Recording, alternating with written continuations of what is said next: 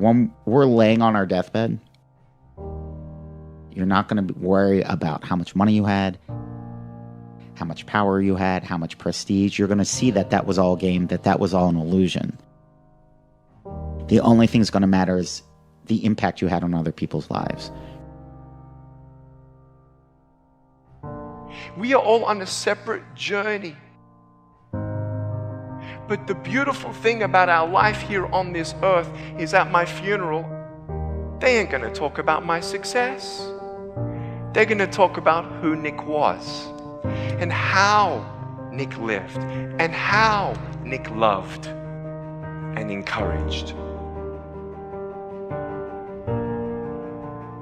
Success is incredibly important, but even more important than success, it's having an impact.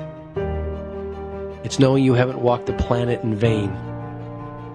It's knowing that because you've been here, you've blessed lives, you've developed people, and you have made the world a better place. The effect you have on others is the most valuable currency there is. Everything you gain in life will rot and fall apart, and all that will be left of you is what was in your heart.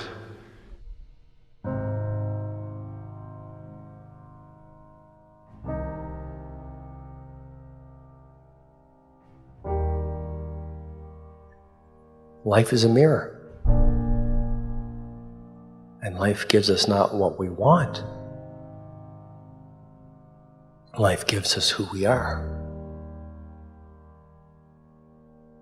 When you were born, you cried while the world rejoiced. Live your life in such a way that when you die, the world cries while you rejoice. Big business is confusing taking a snapshot of a relationship with the entire relationship. It's hurting business profit, though, and this is what we have to realize. It takes 5 times more to get a new client or customer than it does to retain an old one. 5 times. And you might be interested to know that customers usually spend 67% more after their 3rd year of being your customer than in the first 2. We have to remember, in a diverse and ever-changing market, well-managed relationships are still the best currency.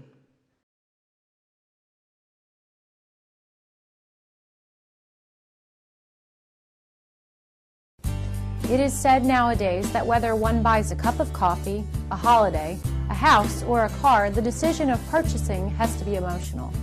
More importantly, it's a crucial factor in customer retention and loyalty. Customer satisfaction is an underpinning factor in customer experience. Customers should feel good in doing business with the product or the service provider. While purchasing rationality, reflection, judgment of pros and cons do play a part, but it has to have an emotional side to it. One's gut feeling, intuition, sense, and interaction plays a significant role in buying. You must make the customer, whomever it is, sense that they are the most crucial person at the time through operation, transaction, and behavior.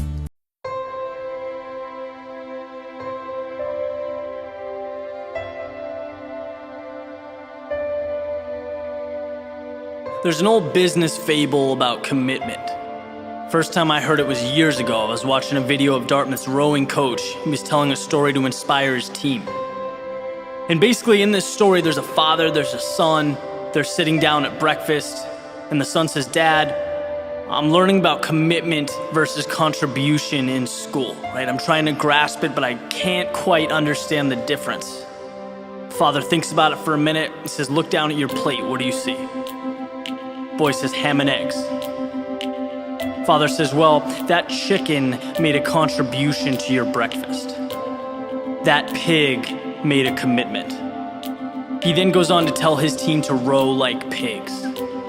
And that simple metaphor created a foundation for everything that's come through my life since then, right? And anything we do there's the option to go all in or to walk the line, to hedge your bets.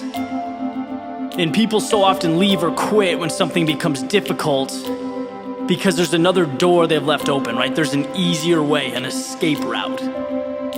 But let me ask you this. Do you think if it was a life or death situation, right? Say you needed water to survive, would you give up after looking for 3 hours and coming up empty-handed? Of course not. You'd keep looking because life depended on it, right? There's no other options available.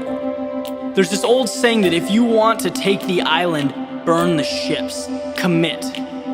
And it's not until you do this that things truly begin to change, that progress is made at the highest level. You simply cannot tiptoe to success. You can't sneak up behind it.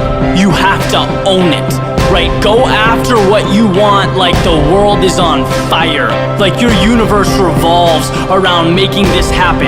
I have never, in my 28 years of existence, seen a lion walk up to a gazelle and hope that it falls over, right? It attacks it with everything that it has. Speed, strength, tenacity. That's what brings home the prize. If you and your goals aren't one, if they are not the same, that's a pretty good indicator that you are fighting the wrong fight. You should live and breathe your dreams.